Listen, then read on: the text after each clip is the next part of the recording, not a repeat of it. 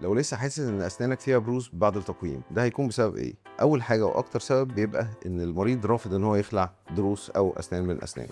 ليه؟ لان هو بيبقى خايف عليه. لكن فعليا الدكتور لما بيقول ان هو يخلع ضرس او يخلع حاجه، فهو بيخلع الحاجه اللي مسببه للمشكله، بيخلع الضرس اللي سبب ان انت تيجي للدكتور علشان عندك مشكله في الاسنان. الضروس اللي بتتخلع دي بيبقى مدروس خلعها، بيبقى معروف هي مخلوعه ليه، بتقاس المسافه بتاعتها عشان نقدر نستغل المسافه بتاعه الضرس المخلوع ده ان احنا نرجع الاسنان في مكانها الطبيعي. البروز في الفك ممكن بيبقى بسبب ان خطه العلاج ما اتحطتش كويس في الاول، ممكن تبقى بسبب ان الدكتور عمل خطه علاج ممتازه ورجع الاسنان في مكانها الطبيعي، بس المريض ما التزمش بالمثبت.